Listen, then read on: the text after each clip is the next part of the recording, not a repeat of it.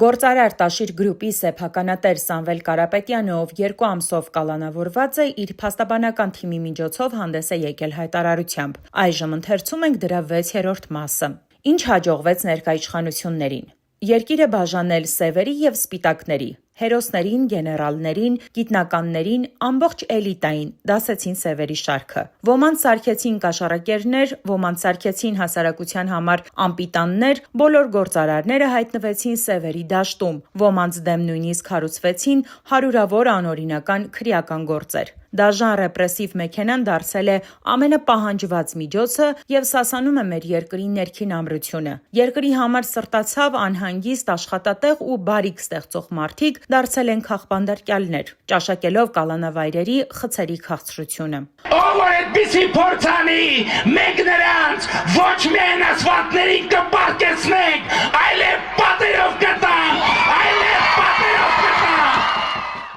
Հարգանքի արժանացած տարբեր մարդիկ իրենց ընտանիքների հետ հալածվեցին, ստիպված լինելով լքել կամ չվերադառնալ իրենց հայրենիք։ Շատերին անձամբ եմ ճանաչում եւ նման վիճակում հայտնված անձանց անունները կարելի է երկար թվարկել։ Հաջողվեց բոլորին հանել բոլորի դեմ։ Քաղաքական ուժերը սկսեցին պայքարել միմյանց դեմ, մի կողմ թողնելով գլխավոր չարիքը, սակայն ժամանակն ասում է իր խոսքը եւ անում իր գործը։ Սևերը սկսեցին սպիտակել, իսկ սպիտակները, որոնք այժմ ժողովրդի մեջ փոքրամասնություն են, վստահ եմ, որ կարճ ժամանակ հետո բոլորի համար շոշափելիորեն կմնան ընդամենը մի փոքրիկ խմբակ։ Չնայած նույնիսկ դա է ինձ ցավ պատճառում, քանի որ բաժանումներից, պառակտումներից սկսվեց մեր ամենադժվար շրջափուլը։ Շուտով միասին վերջ ենք տալու պառակտմանը, պայքարելու ենք։ Շարունակելի։